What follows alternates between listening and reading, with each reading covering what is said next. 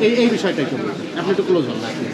যেহেতু আসিয়া হত্যা মামলা একটা চাঞ্চল্যকর মকদ্দমা, মাগুরা ডিস্ট্রিক্ট নয় সারা বাংলাদেশের জন্য এটা চাঞ্চল্যকর এবং এরা তড়িৎ গতিতে স্পেশাল ট্রাইব্যুনালের কার্যক্রম হলো তড়িৎ গতিতে যত তাড়াতাড়ি মামলাটা নিষ্পত্তি করা যায়, যার কারণে এখানে কোনো বাধা ধরার নিয়ম নাই যে এই কয়েকদিনের ভিতরে শেষ করতে বা এই কয়েকদিন যাবে।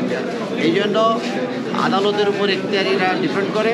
আদালত সেই জন্যে একটা মার্ডার কেসে যেরকম পর দিন হতে পারে, এটা আর স্পেশাল ট্রাইব্যুনালের কেসগুলিতে নারী ও শিশুতম ট্রাইব্যুনালের কেসগুলি তড়িৎ গতিতে এরা নিষ্পত্তি হওয়া মনে করি আমরা।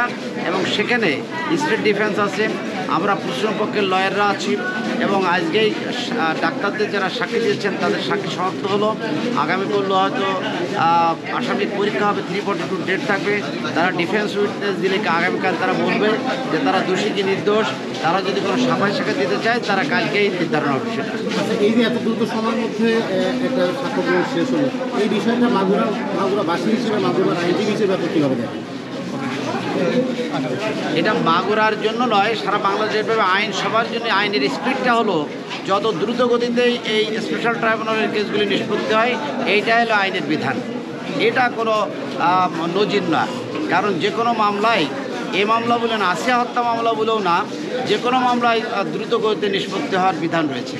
এবং আগে যেরকম একটা মামলায় একটা ডাইরেক্ট নির্দেশ ছিল যে এতদিনের ভিতরে, এটা 90 ডেজের ভিতরে এই কেসে কার্যক্রম শুরু হওয়ার কথা ইতিপূর্বে ছিল।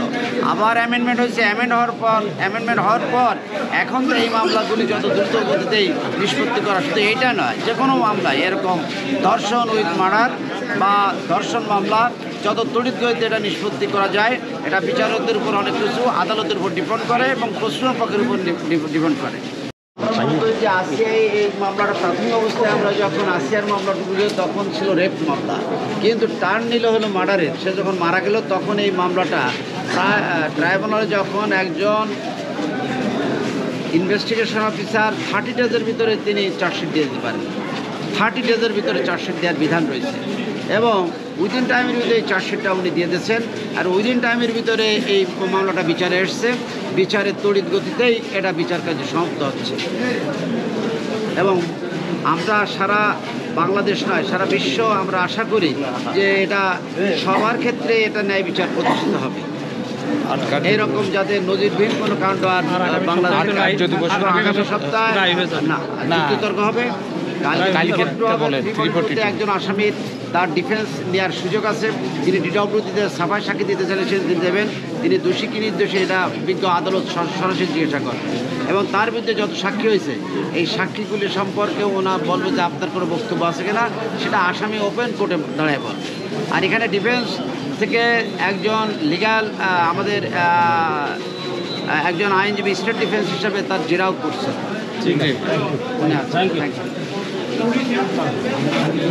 আচ্ছা, এটা হচ্ছে আসিয়ার যে রেপ আর মার্ডার মামলা, সেটা আসলে এত দ্রুত আমরা বিচার কার্যক্রম দেখছি, এটা খুবই আশানুরূপ যে এই থেকে আমরা এটা আশা করতে পারি যে কোনো শিশু আর রেপ হবে না, মার্ডার হবে না। তো সারা দেশে যদি প্রত্যেকটা রেপ কেসে, বিশেষ করে শিশুর যে রেপগুলা, সেইগুলা যদি দ্রুত বিচার হয় এবং যথাযথ সর্বোচ্চ শাস্তি হয়, তাহলে আমার মনে হয় দেশে আর একটি রেপও থাকবে না, রেপ নামের শব্দটি উঠে যাবে। তো আমরা আশা করছি আসিয়ার রেপ ও মার্ডার কেসের মতো সমস্ত শিশুদের বা যে কোনো রেপ কেসের যদি এভাবে দ্রুত বিচার হয়, তাহলে আসামিরা ভয় থাকবে যে কোনো অপরাধ করতে। আর আমরা এই মামলায়, আসিয়া রেপ ও হত্যা মামলায়, আমরা আসামি রিতু শেখের সর্বোচ্চ শাস্তি মৃত্যুদণ্ড দাবি করছি, আর বাকি আসামিদের তাদের অপরাধ অনুযায়ী শাস্তি দাবি করছি।